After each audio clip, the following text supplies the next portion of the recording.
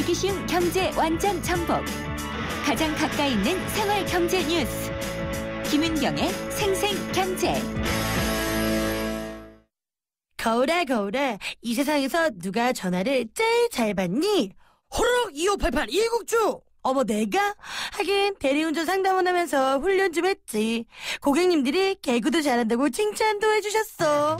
너 잘났다 너 잘났어 2588 꽃보다 국주 2588. 금요 대기회 생생경제 금요기회. 간밤이었죠. 새벽에 현지 시각 그러니까 미국으로는 24일에 제닛 옐런 미국 연방준비제도 의장이요. 연내에는 금리 인상을 하겠다라는 입장을 재확인했습니다. 조금 전에 FOMC 열렸을 때는 중국 경제 얘기를 하면서 마치 연내에 올리지 않을 수도 있을 것 같다라는 뉘앙스를 풍겼는데 어쨌든 미국의 금리 인상은 연내에 될 것이라는 게 지금 상황으로는 확실시 되고 있습니다.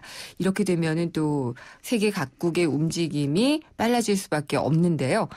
개도국들 빨리 충격에 대비할 수 있도록 개혁해라라고 김용 세계은행 총재가 얘기를 하기도 했습니다. 특히나 저는 이제 중국도 많이 걱정이 되고 그렇기 때문에 미국이 금리를 과연 올릴 수 있을까라는 의구심도 또 갖고 있는데요.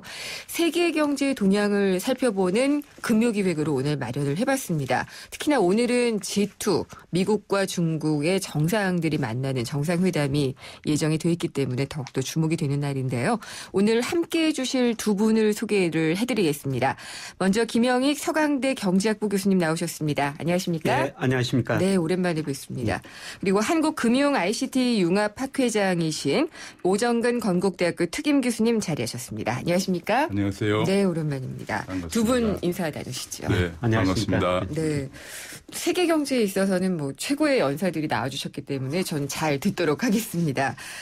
일주일 전에 FOMC 열렸었잖아요. 그때 연방준비제도 FOMC에서는 동결을 발표를 하고 당연히 뭐 금리 동결은 당연했고 언제 올릴 것이냐에 대한 뉘앙스를 약간 좀 열어놨다는 걸로 보였었거든요. 먼저 김혜혁 교수님께 좀 여쭤볼까요? 그때 얘기하고 간밤에 얘기하고 조금 뉘앙스가 다르죠? 예, 그렇습니다. 예, 저번에는 금리를 좀 인상할 시기가 아닌다 네. 이런 평가를 좀 했던 것 같은데 간밤에는 또 올해 안에 금리를 정상할 것 같다. 네. 이런 이야기를 했었습니다. 네. 네, 물론 전제 조건은 달았어요. 경제 변수에 서프라이즈가 발생하지 않는 한. 네. 그래서 많은 전문가들이 올 12월 달에 미국이 금리를 인상할 것 같다. 이렇게 진단을 내리고 있는 것 같습니다. 네. 오정근 교수님은 어떻게 네, 보시나요? 그렇습니다. 미국 경제가 지금 현재 예. 사실상 조금 지난번 FOMC 발표문에서 중국이라고 적시는 하지는 않았지만 네. FOMC 발표문에 처음으로 외국 사례를 얘기하면서 그렇죠. 글로벌 금융 경제가 미국 경제 활동을 둔화시킬 우려가 있다는 네. 얘기를 했거든요. 그것 때문에 이제 그런 얘기 나오는데 그러나 또 한 가지는 페드의 신뢰성 문제가 있습니다. 이 벌써 6월 달부터 네. 계속 금년 중에 언젠가는 올리겠다 했기 때문에 결국은 신뢰성 문제와 중국 경제 동향을 같이 고려하면은 12월 인상이 거의 12월에 가서 인상하지 않겠는가 하는 게 많은 저도 그렇게 생각했는데 아마 12월에 그래서 0.25%포인트 올릴 가능성이 굉장히 커졌습니다. 아, 그래요? 베이비 스텝으로 0.25%. 지난번에 왜냐하면 지난번 지난주에 FOMC 회의에서 연준 위원들의 금리 전망에 대한 투표 결과 중간 기준으로 금년에 0.375를 얘기했거든요. 네. 금년 말을. 지금은 이제 0에서 0.25니까 중간 기준으로 0.125니까 네. 정확하게 0.25%포인트를 올리겠다는 것을 암시를 줬습니다. 그렇군요. 그러면은 두 분 다 12월이라고 하신 건 어떤 의미가 있는 건가요? 먼저 김영익 교수님. 저는 전문가들 견해를 들어가지고 12월이라고 말씀드린 거고요. 네. 제 개인적인 견해는 12월도 아마 오르지 못할 것이다. 아, 그래요? 저는 이렇게 생각하고 있습니다. 왜요? 지금 미국 경제 회복되고 있지만 디플레 압력이 아직도 해소되는 거 아니고요. 네. 미 의회에서 추정하는 거 잠재 GDP하고 실제 GDP 보면은 미국 경제가 아직도 능력에 비해서 한 2% 아래로 성장하고 있거든요. 네. 그래서 미국 그렇게 많은 돈을 풀었는데도 불구하고 물가가 안 오르고 있죠. 그런데 최근에 미국 주가가 이미 저는 하락세로 돌아섰다고 이렇게 보고 있고요. 조정을 좀 받고 있긴 한데 그게 이제 하락으로 가는 시작이다라고 보고 시작이다 그렇게 보고 있고요. 아마 그렇게 되면은 미국 GDP의 69%를 차지하고 있는 소비 심리가 소비가 위축될 것 같습니다. 그래서 내년 상반기 가면은 중국 경제도 성장이 또 한 단계 둔화되고 네. 미국 경제 성장 떨어지면서 오히려 저는 내년 상반기에 가면은 4차 양적 완화를 또 이야기하지 않을까. 그래요? 좀 컨센서스하고는 다른 이야기를 좀 하고 있습니다만. 그렇네. 네. 오정은 교수님도 혹시 그러신가요? 저는 양적 완화까지는 이제 하지는 않겠지만은 네. 미국 경제가 지금 현재 상반기 수출 증가율이 마이너스 5.3을 기록을 했어요. 네. 이게 상당히 충격적인데 그래서 FOMC 그 회의록에 제일 먼저 동결 이유를 밝힌 것이 넷 엑스포트 순수출이 네. 둔화되고 있다 얘기했거든요. 예. 그만큼 상반기 수출 증가율 마이너스 5.3을 연준은 굉장히 중요죠. 그거는 이제 그동안에 2012년 중반부터 계속되어 온 달러 강세 때문에 그렇다고 생각을 했기 때문에 금리 인상을 좀 이제 연기하고 있는데 그러나 이제 옐런이 사람은 항상 말을 미리 하면 안 되는 것 같아요. 이제 제닛 옐런이 먼저 말을 먼저 6월 달에 좀 금리를 연준이 언제 한번 올리겠다고 얘기한 게 지금 발목을 잡고 있어요. 그래서 그때 아마 이런 말을 잘못했더라고요. 제가 보기에는 그런 말은 중앙은행 총재는 해서는 안 되는데 일단은 했어요. 해가지고 하도 이제 시장에서 언제 올리냐 막 이러다 보니까 이제 쟤는 옐런도 막 금년에 언젠가는 올릴 거다 얘기를 한 건데 그것이 결국은 발목을 잡아서 결국은 12월 마지막 FOMC까지 갈 겁니다. 근데 사실 미국 경제 상황만 보면은 미국 경제가 지금 현재 연말에도 올리기가 어려운 상황일 가능성은 거의 왜냐하면 지금 수출 증가율이 마이너스 5.3이죠 상반기에. 게다가 연준 자체가 내년도 성장 전망을 낮췄어요. 얼마나 되죠? 0.1%포인트 낮췄습니다. 종래 2.3에서 2.1로 낮췄고 그다음 또 한 가지는 물가 중요한 게 물가인데 물가 상승률이 2.0% 달성 시기를 종래 2017년이었는데 2018년으로 1년을 늦추었습니다.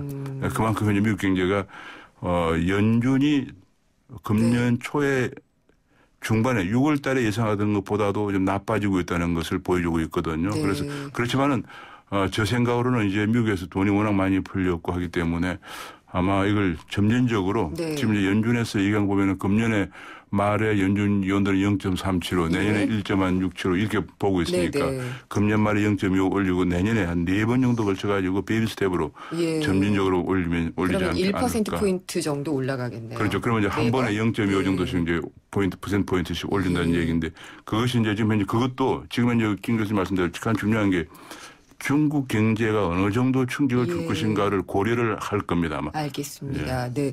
그러면은요, 김효일 교수님 너무 폭탄 발언을 하셔가지고 제가 좀 놀라가지고, 그러니까 안 올릴 수는 있는데 4차 양적 완화까지 얘기하신 거는 굉장히 좀 이례적인 전망이거든요.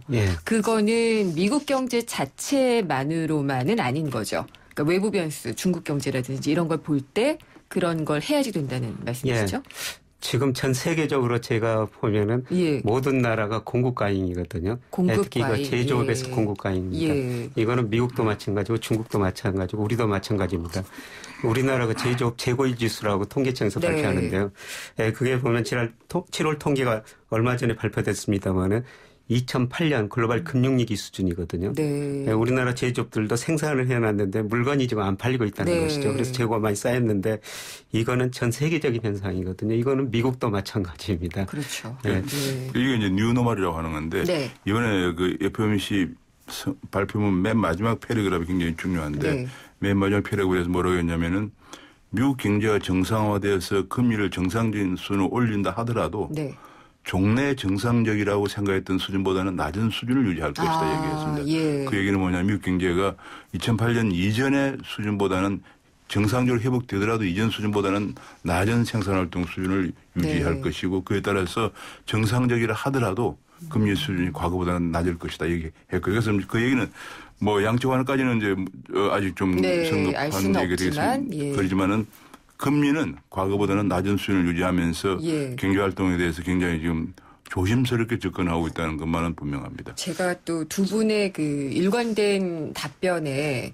약간 의문을 갖고 있는 게요. 미국 경제 굉장히 두 분 다 안 좋게 보고 계시잖아요. 근데 사실 중앙은행이 금리 결정할 때 보는 게 실업률 보고요. 그다음에 PCE라고 해서 그걸로 물가를 보잖아요. 근데 그 두 가지를 볼 때는 실업률은 이미 이제 목표치까지 내려와 있고 그런데 되게 안 좋게 그러니까 안 좋은 측면만 굉장히 부각하신다는 생각이 드는데 특별한 이유가 있나요? 그리고 이제 미국 같은 경우에 고용 사정이 이제 5.1%까지 실업률 떨어졌지만은 미 연준도 좀 분석하면서 이것이 제조업 쪽에서 견고한 고용 사정이 네. 나와야 되는 고용이 개선돼야 되는데 네. 주로 우리나라 보면 경기 안 좋으면 서비스업에 많이 몰리는 것처럼 네. 서비스업을 중심으로 한 고용 내용이 질이 좋지 않다. 그 얘기고 그다음에 이제 물가 같은 경우는 이제 가끔 이런 얘기를 합니다. 물가가 가장 중요한 것은 원유 가격이 하락하기 때문에 네. 그렇다 얘기했는데 결과적으로 원유 가격으로 인한 물가 하락 요인이 크긴 하지만은 네.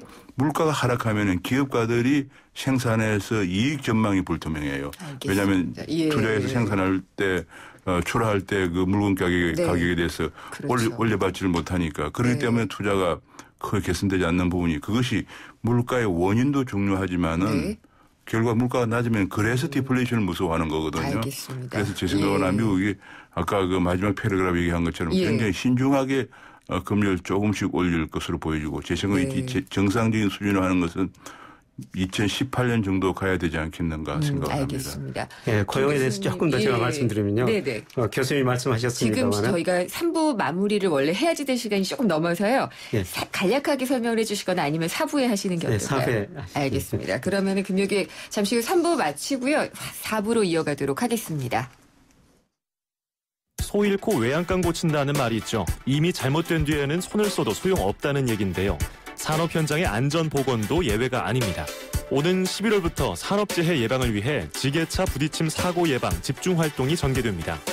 지게차의 부딪힘 사고 예방을 위해서는 첫째, 지게차는 정해진 운행 경로로 이동하고 둘째, 운전자는 과속과 과적 금지는 물론 운행 시 시야를 꼭 확보해야 합니다. 그리고 근로자는 반드시 현장에서 안전한지 확인해야 합니다. 사망사고로 이어질 수 있는 지게차 부딪힘 사고, 안전수칙 준수로 예방할 수 있습니다.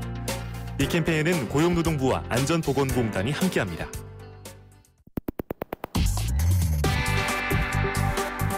어려운 경제학은 가라.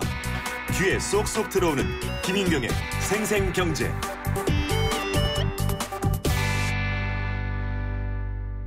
생생경제 4부 시작하겠습니다. 오늘 금요기획에서는요. 미국 연방준비제도가 금리를 어떻게 할 것이냐.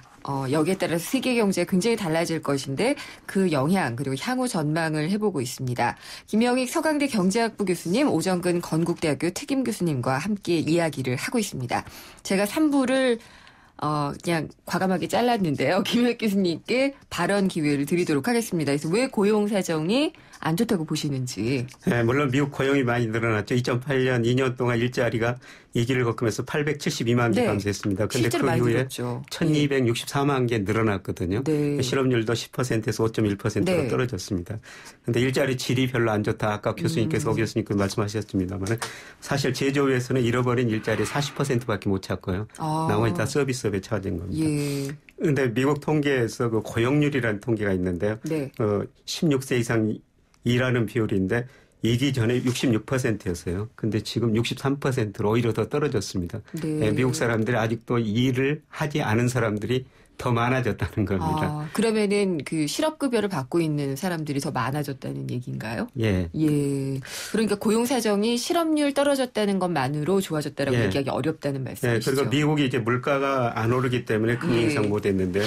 소위가 경제학 교과서에 보면 필립스 곡선이라는 게 있는데 장기적으로 보면은 임금 상승, 물가 상승률 하고 실업률의 역외관계가 있다. 근데 실업률은 10%에서 5% 떨어졌는데 지금 물가가 안 오르고 있거든요. 네, 그렇죠. 그래서 필립스 곡선이 수평이다. 근데 물가가 올라야지 아마 미국이 금리를 인상할 텐데 이 시기는 상당히 기다려야 될 것 같습니다. 그렇죠. 아까도 그 우정근 교수님도 물가 얘기를 하셨고 그러면은 제조업체들도 이걸 잘 팔 수 있을런지에 대한 의문이 드니까 많이 생산을 못하게 되고 소비도 사실 물가가 떨어질 것으로 예상이 되면 안 하잖아요. 그렇습니다. 이런 것들이 굉장히 좀 부정적이라고 얘기를 해야 되나요? 아니면은 좀 신중하게 미국 경제를 바라보는 결국은 이제 유가 하락이 처음에 원유 가격 하락이 어느 정도 경제에 도움이 됩니다만 그렇게 생각했는데 너무 하락하는 바람에 이런 문제가 생기거든요. 너무 하락하면서 지금 생기고 또 한 가지 옐렌이라는 분이 이제 옐런 총재 굉장히 의장이라고 그러죠. 체험은 이제 미국은 체험원이라고 그러는데 굉장히 신중한 분이거든요. 그분이 본래 이제 성품도 신중하신 데다가 이 버냉키라는 분 밑에서 부의장을 했지 않습니까? 그랬죠. 버냉키라는 분은 대공황을 전공한 우리가 다 알려면 대공황 전공자이면서 지금 상황이 어떤가를 너무 잘 알고 있는 분 밑에서 부의장을 계속 해오면서 해오신 분이고 또 그래서 이제 그런 분들이고 또 한 가지는 지금 현재 번역된 돈을 풀었는데 네. 돈을 거둬들인 사람 중에 가장 중요한데 너무 힘든 자리인 것 같아요. 1937년도에 예. 에클스라고 하는 연준 의장이 돈을 거둬들이면서 다시 경기에 침체해가지고 39년까지 갔거든요. 결국은 2차 대전을 갔습니다. 그렇군요. 그런 일이 있었기 때문에 그 에클스의 큰 실수인데 에클스의 실수가 연준에서는 지금 트라우마로 남아있어요. 그렇겠죠. 지금 내가 그런 실수를 하면 안 된다는 굉장한 강박관념이 아마 옐런한테 있을 걸로 생각이 돼서. 그리고 그걸 잘 해냈던 그린스펀이라는 존재가 예, 굉장히 또 이건 트라우마가 아니라 뭐라고 해야 되죠? 굉장히 견제되면서 그렇죠. 힘들 것 같아요. 그린스펀 시대가 미국의 최장기 호황을 그렇죠. 기록했죠. 그래서 그것 때문에 제 생각을 하면 옐런이 굉장히 금리 인상에 내가 그래 또 역사에 남는 실수한 사람으로 기록되지 않기 되죠. 위해서 더구나 남편도 노벨상 받은 경제학자고 두 사람이 그러기 때문에 아마 굉장히 신중하게 접근할 것으로 생각이 됩니다. 그러니까 굉장히 신중한 편인 사람인데다가 그런 트라우마가 있다라고 얘기를 해주셨는데 이제 미국 얘기에서 중국 얘기로 조금 뛰어넘어가 볼게요. 오늘 뭐 시진핑과 오바마 대통령이 또 뭔가 얘기를 하기는 할 텐데 중국 경제에 대한 성장률 전망치를 오늘에서야 우리나라 이 대외경제정책연구소에서 6%대로 내렸거든요. 그걸 보면은 좀 안 좋아지는 게 이제 확실하다라는 느낌이 드는데 김혁 교수님 혹시 중국 경제에 대한 전망은 어떻게 보시나요? 네, 중국 경제 성장률 올해 뭐 6%대고요. 예. 저 실제 통계는 그 이하일 거로 저는 보고 있습니다. 통계를 마사지한다고 보통 많이 얘기를 하죠. 중국 GDP가 세계에서 제일 빨리 발표하는데 그 큰 나라에서 GDP를 이렇게 빨리 작성하는 건 좀 의문이 갈 수가 있는 거고요. 그런데 중국 경제 문제는 뭐냐면은 사실 2008년, 2009년 미국에서 금융위기 일어나면서 전 세계 경제 선진국 중심으로 마이너스 성장했거든요. 그런데 중국 경제는 2009년에 9.2%, 2010년에도 10%가 넘는 성장을 합니다. 근데 그 성장 내용을 보니까 주로 투자 중심이었었습니다. 고정 투자가 GDP에서 차지하는 비중이 세계 평균이 한 22% 되는데요. 중국은 거의 48%까지 갔습니다. 그러면은 그런 게 막 철강이니 뭐니 이런 게 다 그 과잉 투자를 했던 시기가 그때인가요? 예, 그렇습니다. 그래서 이렇게 투자는 많이 해놨는데 이제 수요가 부족하니까 기업들 이익이 줄어들고 기업들이 부실해지고 점차 그렇게 되면 나중에 은행까지 부실해지는 이런 과정에서 뭐 성장률이 계속 떨어지고 있다 이렇게 보시면 될 것 같습니다. 오정근 교수님 그러면은 중경제가 결과적으로 이제 지금 우리가 주목해야 될 게 가동률이 60%라는 얘기예요. 공장 가동률. 제조업 가동률. 제조업 가동률이 60%라는 얘기는 한마디로 공장 40% 놀고 있다는 얘기거든요. 그렇죠. 그러니까 공장 40% 놀고 있다는 얘기인데 이것 때문에 이게 이제 아까 김 교수님 말씀대로 그동안은 너무 고투자를 해왔어요. 고투자를 해오면서 그것이 10% 성장을 2011년까지 30년간 해오다 보니까 그 관성으로 이제 투자를 해온 건데 수출이 중국도 수출이 평균 30% 하다가 금년 상반기에 1%대로 떨어졌습니다. 그렇게 하면서 가동률이 떨어지고요. 집은 지금 현재 집도 안 팔려가 재고가 2011년부터 쌓이기 시작했는데. 빈집도 많다 그래요. 그 지금 얘기가 이 주택 재고 해소는 2019년에 가서 해소될 것으로 분석을 하고 있습니다.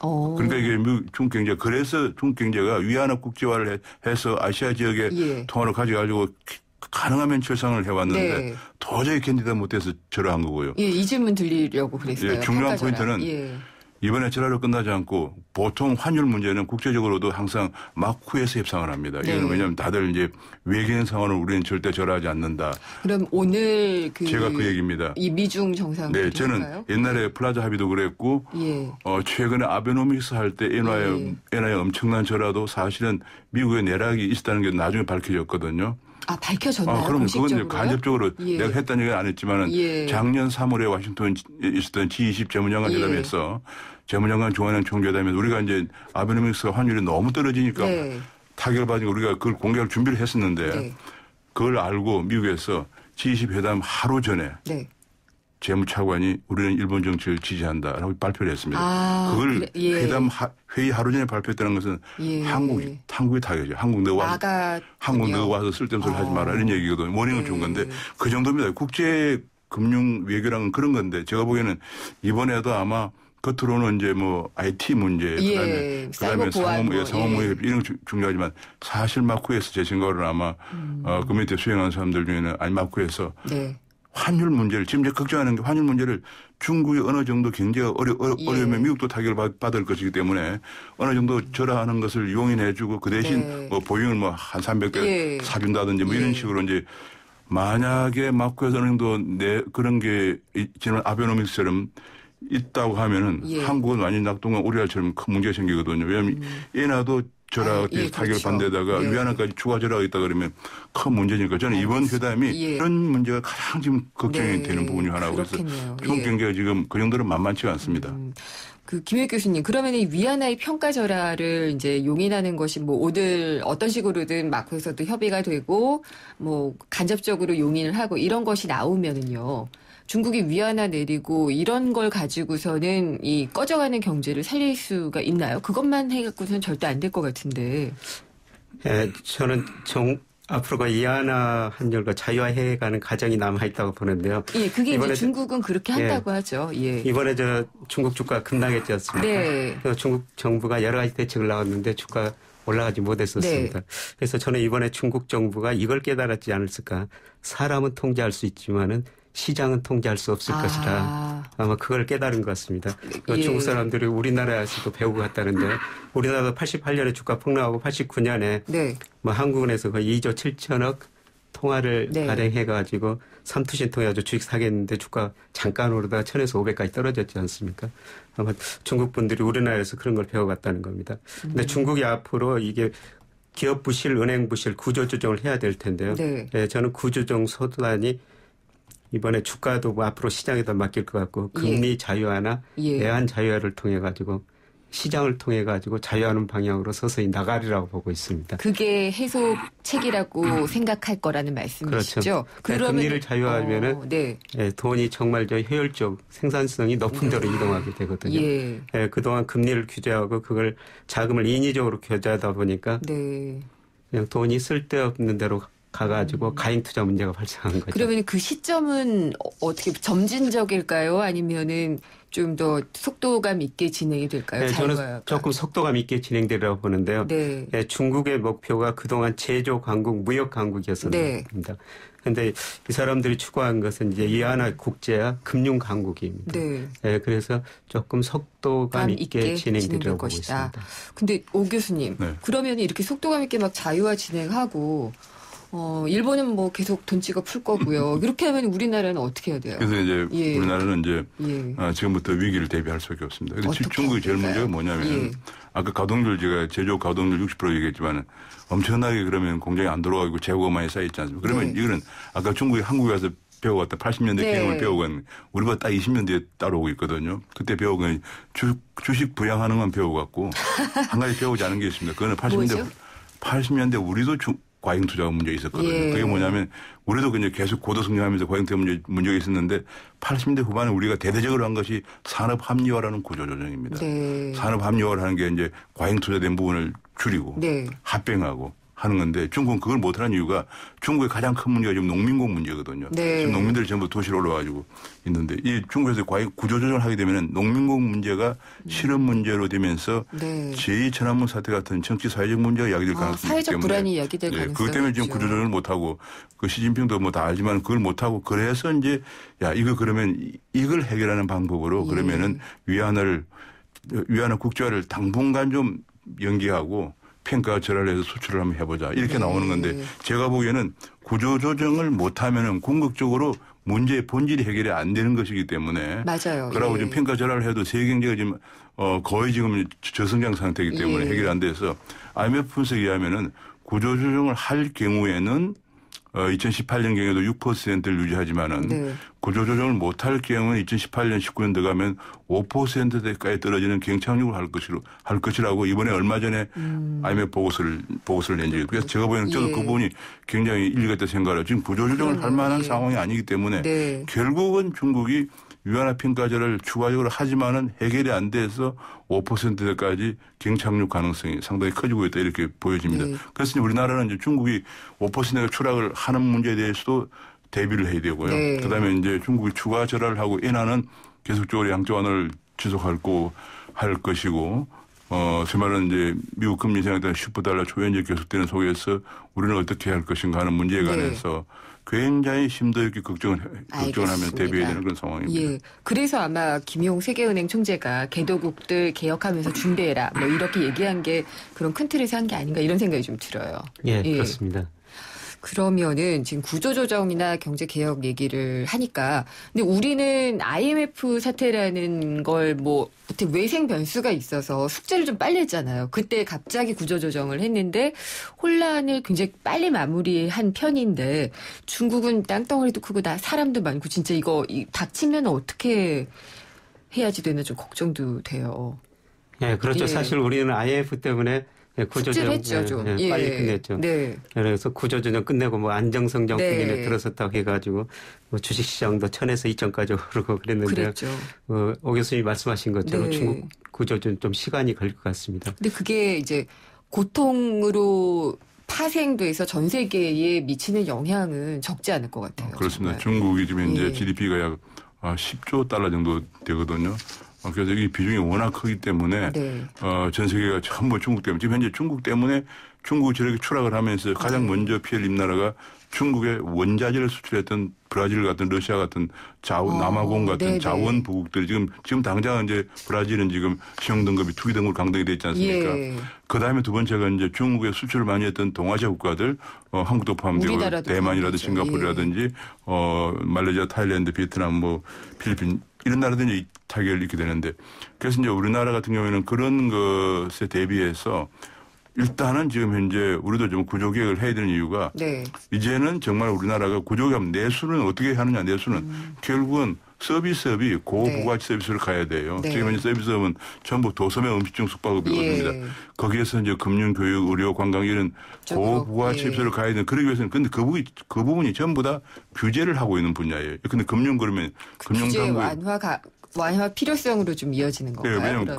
그걸 안 하면은 지금 봐요. 그런데 그걸 안 하면은 중국 경제가 추락하면서 수출이 안 되기 때문에 그거를 우리나라가 그 충격을 막아낼 수가 없거든요. 그런데 문제는 규제 당국에서 얼마나 규제에 그동안에 탐닉해오던 규제 이익을 내놓을 것인가. 예를 들면 은행에 당장 그동안에 지주회사 회장 뭐 행정가 연봉이 20억 30억 되는 그 자리를 계속 해왔는데 이제 오늘부터 안 합니다. 이렇게 하는 사람이 나와야 되는데. 그거는 하지만 어쨌든 간에 그렇고요. 그다음에 김혜욱 교수님은 그러면은 중국의 이런 가능성에 대해서 우리나라는 어떤 준비를 할 수가 있을까요? 사실 우리 경제는 수출 의존도가 매우 높아졌다는 건데요.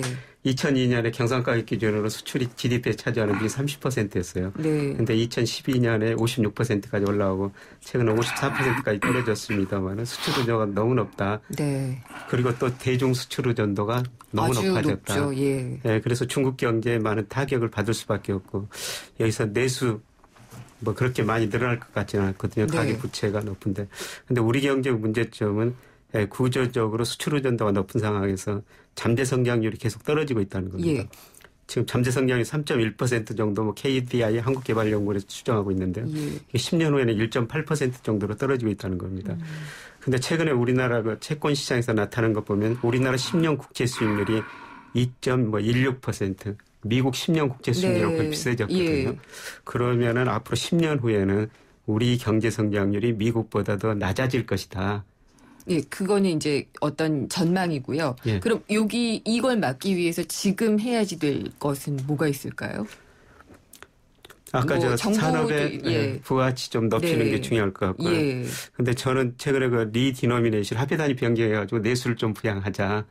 이런 계속 그 주장을 하고 있습니다. 이주열 총재가 잠깐 언급하셨던 리디노미네이션 말씀이신가요? 이게 논란이 있습니다만은 저는 이걸 해야 될 시기고요. 이걸 하면은 어느 정도가 내수 부양 효과가 있고 지하 경제 양성화 효과도 있다고 생각하고 있고요. 그다음에 기업 측면에서 보면은 앞으로 공급이 수요를 초과하기 때문에 저는 공급 능력이 지금 많이 위축되어야 된다고 보고 있거든요.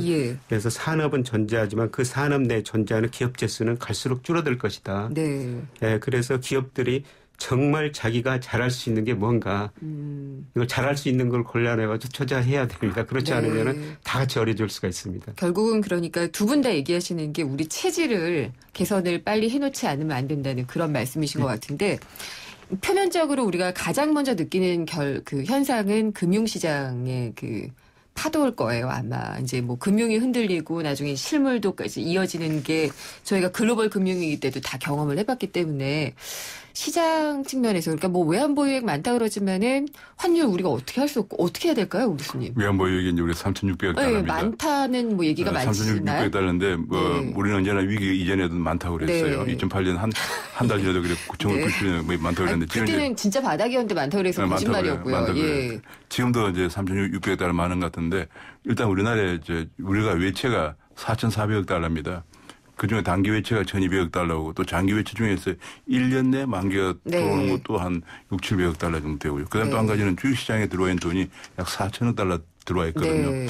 우리는 언제나 위기 때는 최악의 경우를 가정하고 외환 보유액을 산정해야 되는데 예. 과거 두 번의 위기를 경험해 보면은 예. 우리 주식시장에 돈이 33%가 나갔어요. 네. 그러면 그 4천억 달러에서 약 한 1,400억 달러 나가죠. 네. 게다가 우리는 원유 같은 걸 언제나 경상 수입을 하지 않으면 안 되는 부분들이 또 1년에 네. 한 1, 2천억 달러 되기 때문에 지금 외환 보유액이 사실은 좀 조금 모자랍니다. 모자랍니다. 네, 모자란 상황인데 문제는 지금 이제 이거를 중국과의 통화 수합 같은 것도 있고 해서 이제 어느 정도 뭐 알겠습니다. 관리는 가능하겠지만은 쉽지 않은 상황인데. 제가 오늘 2번 놀랐는데요. 이제 미국의 4차 양적 완화가 있을 것이다 내년에 그렇게 전망을 하셨던 김효익 교수님 때문에 놀랐고 외환보유액이 저는 좀 넉넉하다고 생각을 했거든요. 왜냐하면은 IMF 때를 봤기 때문에 근데 모자라다라고 얘기하신 오정훈 교수님 때문에도 약간 놀랐는데 두 가지 다 우리가 좀 위험에 대비해야지 된다는 말로 좀 읽혀집니다. 이제 금융기획 많이 경험하셨겠지만 이제 정의를 내릴 시간이 됐는데요. 오늘의 주제를 가지고 좀 해보겠습니다. 미국과 중국 G2의 경제는 무엇이다? 간단하게 정의를 부탁드릴게요. 먼저 김효익 교수님께. 예, G2 경제는 앞으로 몇 년 동안 걱정거리다 이렇게 말씀을 드릴 수가 있겠고요. 몇 년 동안. 예. 예, 미국과 중국 사이의 기축통화 경쟁이 계속 있을 것으로 생각합니다. 또 예, 중국이 이걸 빼앗아 오려고 노력할 것 같고요. 네. 이 시기에 글로벌 금융시장이 상당히 불안해질 수가 있습니다. 네, 걱정되는데요. G2의 경제는 그럼 오정근 교수님은 무엇이다? G2 경제는 위기의 블랙홀이다. 더 위험한데요? 왜냐하면 미국은 금리를 인상하기 때문에 예. 그동안에 신흥시장국에서 미국에서 약 9천억 달러 되는 보는 통화가 4조 달러까지 갔거든요. 네. 거의 3조 달러가 늘어났는데 그중에 절반이 신흥시장국으로 왔다가 일시에 빠져나가게 됐다는 예. 문제가 있고 그래서 예. 신흥시장국이 외화 유동성 위기에 직면하게 되고요. 예. 중국은 중국대로 추락을 하면서 거의 5%대까지 추락한다는 보고서가 나올 정도로 추락하면서 그야말로 그 수출 의존도가 높은 네. 국가들, 자원 의존도가 높은 국가들에게 엄청난 타격을 주면서 네. 그 두 가지가 복합적으로 오면서 신흥시장국의 위기 가능성이 있습니다. 그러면 나라를 뜰 수도 없고 뭐 어떻게 해야 되나요? 막 이런 생각이 드는데 어쨌든 아까 말씀하신 대로 정부도 그렇고 이걸 워치를 잘하고 워닝도 잘 줘야 될 것 같아요. 경고도 잘 줘야 될 것 같고 통화당국에서도 외환 보유액도 넉넉하게 좀 보유를 모자란다고 하니 잘 준비를 해놓으셔야 될 것 같습니다. 오늘 금요기획 미국 연방준비제도의 기준금리 동결 그리고 앞으로의 그 인상 전망과 관련해서 알아봤고요. 그것이 세계 경제에 미치는 영향과 향후 전망해봤습니다. 굉장히 어둡게 해주셨는데 그만큼 잘 준비해라. 구두끈을 잘 매라라는 얘기로 들었습니다. 김영희 서강대 경제학부 교수님 그리고 오정근 건국대학교 특임 교수님과 함께했습니다. 오늘 오랜 시간 함께해 주셔서 감사합니다. 감사합니다. 네, 고맙습니다.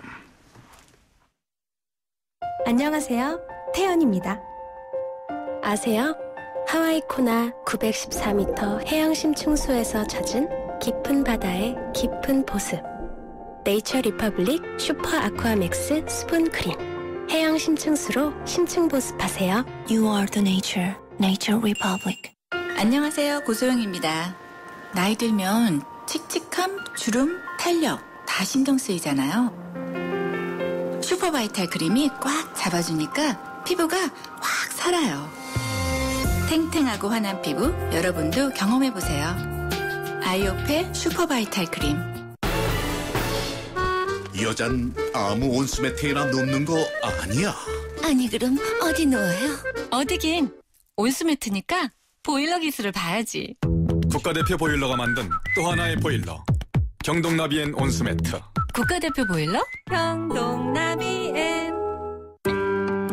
인생만큼 소중한 당신의 자산. 공부하지 않는 PB가 제대로 관리할 수 있을까요? 8개월 합숙 교육으로 신입부터 진짜 PB로 키우는 대우증권 PB사관학교. 진짜를 키운다. KDB 대우증권. 김은경의 생생경제 4부 포스코와 함께했습니다. 경제상식 퀴즈 정답 2번 북한입니다. 저는 제가 정답을 잘못 불러드리는 줄 알았는데요. 아닌 나라를 골라주시는 거였습니다. 정답자 중에서 선물 받으실 분은요. 6906님 외 4분이고요. 저희 제작진이 따로 연락을 드리도록 하겠습니다. 이렇게 바쁘게 지내다 보니까 금방 추석이 왔어요. 그래서 민족의 대이동, 정말 귀성 전쟁이 벌써 시작이 됐다고 하는데 반가운 가족이나 친척 만나기 위해서는 또 꼭 겪어야 하는 힘든 관문입니다. 부모님 얼굴도 생각하시고요. 이왕이면은 즐기면서 가시기를 바라도록 하겠습니다. 대체 휴일이 있어서 화요일까지 쉬죠. 추석 연휴 가족들과 아주 풍성하고 편안하게 보내시고요. 생생경제는 다음 주 수요일에 찾아뵙겠습니다. 오늘 여기까지 하고요. 수요일에 찾아뵙겠습니다. 김은경이었습니다.